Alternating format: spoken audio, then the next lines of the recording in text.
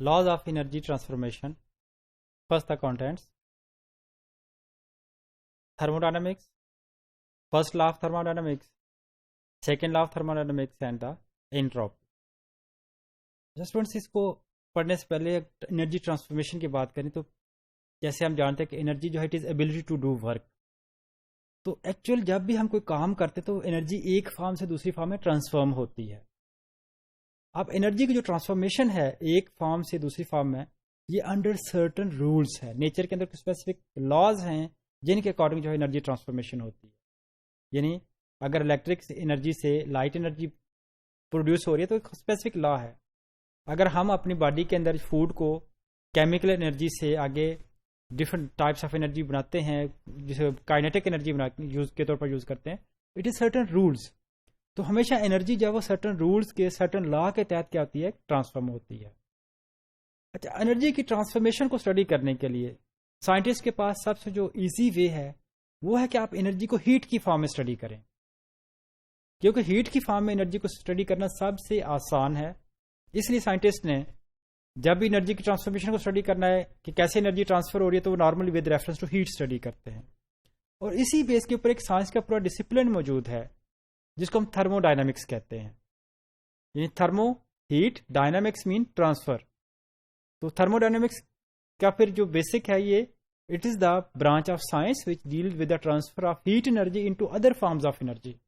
कि heat form से आगे लाइट एनर्जी कैसे बनती है, साउंड एनर्जी कैसे बनती है, यानी एक फॉर्म से दूसरी फॉर्म जो है वो कैसे उससे प्रोड्यूस होती है, सारी की सारी थर्मोडायनामिक्स में आ जाएंगी। थर्मोडायनामिक्स के अंदर हमें दो मेजर लॉज मिलते हैं जो ट्रांसफर ऑफ हीट एनर्जी के ऊपर बात करेंगे। सबसे जो पहला लॉ है that is called first law of thermodynamics. According to first law of thermodynamics, energy can neither be created nor destroyed, however it may be transferred from one form to the other. It may be transformed from one form to the other. Transform का मतलब आप इसको एक form से दूसरी form में change कर सकते हैं। तो फर्स्ट लॉ ऑफ थर्मोडायनामिक्स क्या रखा है, आप एनर्जी को क्रिएट नहीं कर सकते। क्रिएट का मतलब है कि कोई चीज एग्जिस्ट ही नहीं करती, आपने बना दी है, ऐसा नहीं है। एनर्जी को आप क्रिएट नहीं कर सकते हैं। जैसे हमारी यूनिवर्स में जितनी भी एनर्जी है वो सारी सनलाइट से आती है, सन सूरज से आती है। तो हम एनर्जी क्रिएट नहीं कर सकते, बल्कि हम सूरज से एनर्जी लेते हैं, प्लांट से लेते हैं उस एनर्जी को, फिर उससे आगे फूड बनता है, बाकी चीजें बनती है। तो सारी की सारी एनर्जी एक फॉर्म से दूसरी फॉर्म में ट्रांसफॉर्म हो रही है, कहीं भी एनर्जी क्रिएट नहीं हो रही है।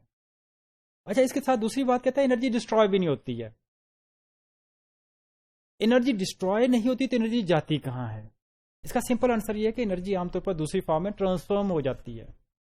जैसे मैं आपसे बात कर रहा हूं तो मैं अपनी केमिकल एनर्जी को साउंड एनर्जी में कन्वर्ट कर रहा हूं।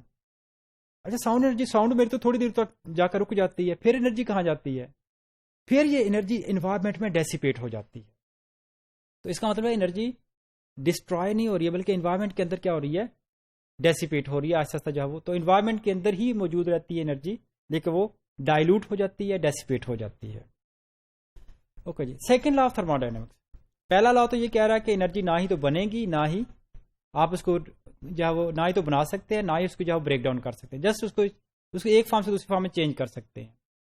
Second law of thermodynamics is saying that all the objects in universe they tend to become disorder. Universe के अंदर हर चीज क्या करती है, अपने आप को डिसऑर्डर बनने की कोशिश करती है। जैसे हमारे भी घर वाले अगर ना हो तो वो हमारे कमरे की हालत देख सकते हैं, हम कितने डिसऑर्डर फॉर्म में रहना पसंद करते हैं।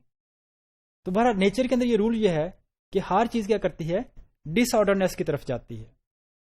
अच्छा, और वक्त गुजरने के साथ जैसे टाइम गुजर रहा है ये डिसऑर्डरनेस इसमें इजाफा होता चला जा रहा है।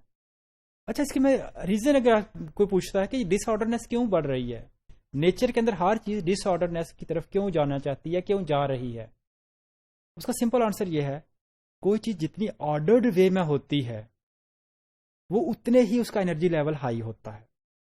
जितने वो चीज डिसऑर्डर्ड में होती है उसका एनर्जी लेवल उतना ही डाउन होता है। किसी चीज का जितना एनर्जी लेवल डाउन होगा वो उतनी ही स्टेबल होगी। अब आपको समझ आ जाना चाहिए कि एक्चुअली जब हम कहते हैं कि हर चीज डिसऑर्डर होना चाहती है तो डिसऑर्डर का मतलब यह है कि हर चीज स्टेबल होना चाहती है। तो कोई चीज जितनी ऑर्गेनाइज होगी, ऑर्डर्ड होगी, उतने उसका एनर्जी लेवल हाई होगा और वो अनस्टेबल होगी। जितनी कोई चीज डिसऑर्गेनाइज होगी उतनी उसके अंदर स्टेबिलिटी ज्यादा होगी। इसके अंदर एनर्जी लेवल कम होने से एनर्जी स्टेबिलिटी जो है वो बढ़ जाती है। अच्छा, entropy, second law of thermodynamics के साथ एक और वर्ड जुड़ा हुआ है जिसको हम इंट्रोपी कहते हैं। डिसऑर्डरनेस को मेजर करने के लिए हम इंट्रोपी का वर्ड यूज करते हैं। तो इंट्रोपी बेसिकली क्या, it is a measurement of disorganisation of the objects. Different objects की जो डिसऑर्गेनाइजेशन है उसको मेजर करने का नाम इंट्रोपी है। अच्छा, अब यहां हम देखें तो एंट्रोपी कैसे इंक्रीज हो रही है। जब हम दो चीजें कह सकते हैं कि हम ये कह सकते हैं कि टाइम गुजरने के साथ साथ यूनिवर्स की डिसऑर्डरनेस इंक्रीज कर रही है। अब जैसे कि हम डिसऑर्डरनेस का वर्ड यूज करें, वी कैन सिंपली से कि टाइम गुजरने के साथ साथ दुनिया की या यूनिवर्स की इंट्रोपी बढ़ रही है। इंट्रोपी का मतलब डिसऑर्डरनेस ही होगा। अब इसका सिंपल जो एग्जांपल कोट किया वो ये है कि जब हम नेचुरल गैस को बर्न करते हैं तो जो नेचुरल गैस के मॉलिक्यूल्स होते हैं वो हाई एनर्जी मॉलिक्यूल्स हैं। जब बर्न करते हैं तो उससे हीट प्रोड्यूस होती है, केमिकल एनर्जी से हीट एनर्जी प्रोड्यूस होती है। इस हीट एनर्जी से हम कुकिंग करते हैं, बॉयलिंग करते हैं, कोई यूजफुल काम करते हैं, और जो बाकी एनर्जी बच जाती है वो एनवायरमेंट में डेसिपेट होकर डिसऑर्गेनाइज हो जाती है। यानी एनर्जी या जो भी चीज है वो एंड पर क्या हो रही है, डिसऑर्गेनाइज हो रही है, डेसिपेट कर रही होती है।